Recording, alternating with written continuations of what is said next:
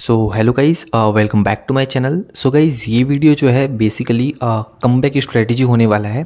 Basically ये video ना repeaters के लिए है। इसको जो फर्स्ट अटेम्प्ट दे रहे हैं वो भी अप्लाई कर सकते हैं, बेस्ट होगा, फर्स्ट अटेम्प्ट में क्लियर हो सकता है। और रिपीटर्स के लिए तो ये वीडियो है ही।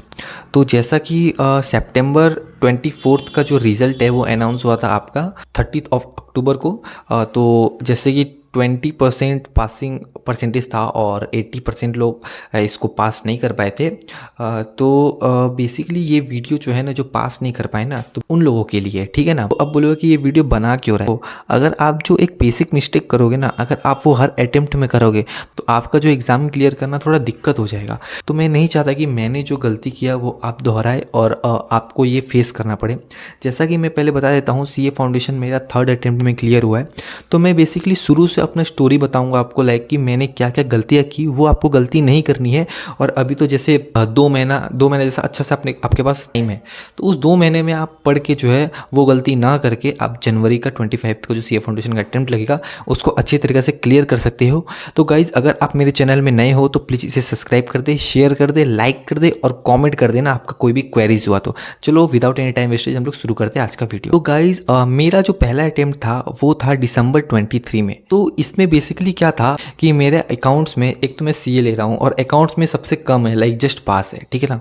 तो इसमें जस्ट पास कैसे हुआ, और एक तरह से देखा तो मैं सब में लाइक पास हूँ, जस्ट एग्रीगेट नहीं बना मेरा, ठीक है। तो बेसिकली क्या था कि जस्ट मैं जैसे 12th पास किया, तो पास आउट किया, तो मेरे अकाउंट्स, इकोनॉमिक्स और बिजनेस स्टडी में तीनों में 90+ थे। तो लाइक एक ओवर कॉन्फिडेंस हो जाता है कि हाँ भाई 11th 12th का ही मिक्सिंग आएगा सीए फाउंडेशन में, तो हम लोग सभी कर लेंगे, तो ऐसे ही पास हो जाएंगे। ये सबसे बड़ा लाइक गलती है, ठीक है ना, कोई भी स्टूडेंट का, जैसे मैंने किया था, ठीक है।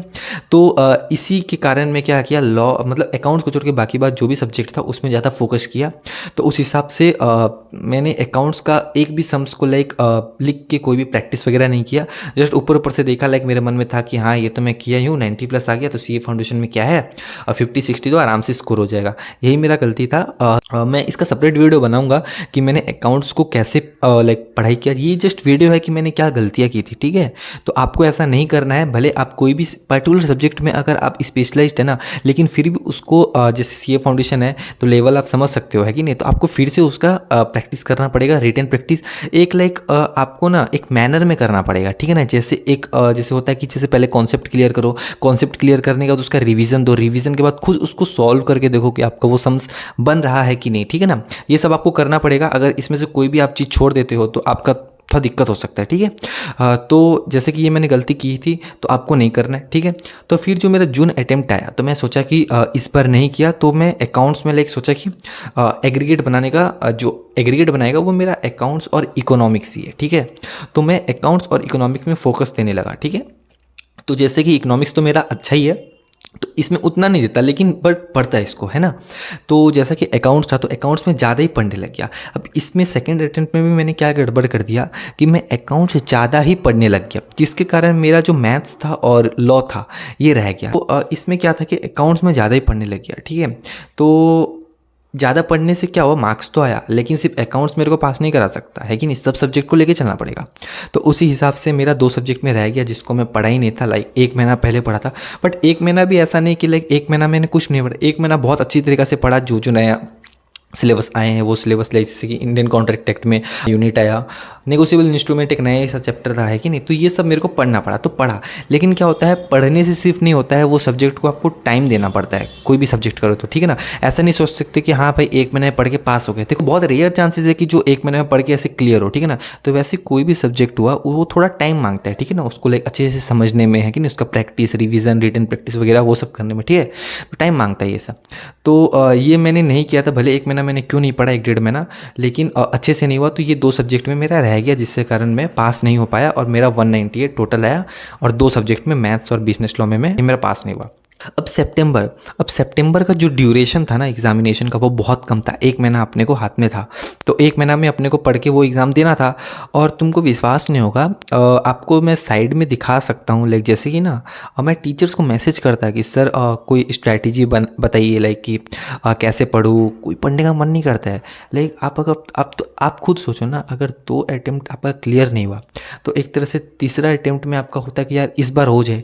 नहीं तो क्या होता है कि ना, अगर आप पढ़ पढ़ रहे हो, ठीक है ना, लेकिन वो पढ़ाई अगर आपका काम नहीं आया, लाइक आप हार्डवर्क कर रहे हो, अपना टाइम इन्वेस्ट कर रहे हो, उसका जब आपको रिटर्न नहीं मिलता ना, तो आपको बहुत दुख होता है। तो लास्ट में गंदे गंदे ख्यालात आने लगते हैं, लाइक कि ये कोर्स हमको नहीं करना है, छोड़ देना है कि नहीं। तो सर को भी मैसेज किया, तो काफ़ी सारी वीडियो देखा, सब लोग एक ही टाइम बोले थे लाइक कि फिर से पढ़ो, है कि नहीं, जो चीज़ तुम्हारा गलती था वो करो, ये वही हो। तो फिर मैं क्या किया कि ना खुद स्ट्रैटेजी बनाया, ठीक है ना। काफ़ी सारा वीडियो देखने से नहीं होता है, आप जो खुद का स्ट्रैटेजी बना सकते हो ना, वो आपके लिए बेस्ट होगा, ठीक है ना।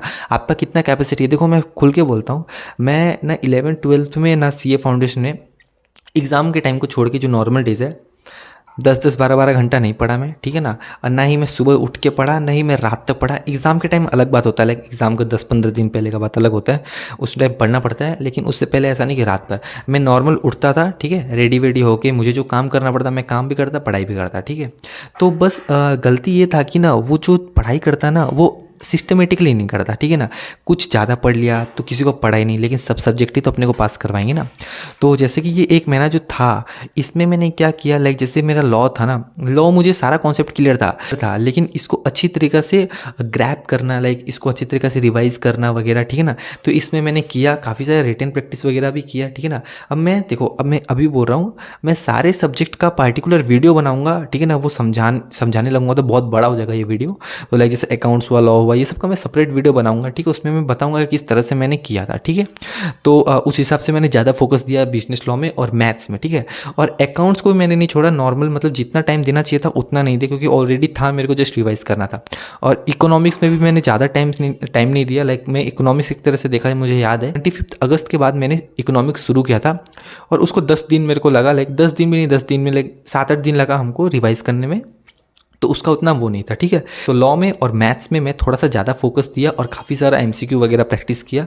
तो मैं आपको बता दूंगा, सेपरेट वीडियो आएगा, ठीक है।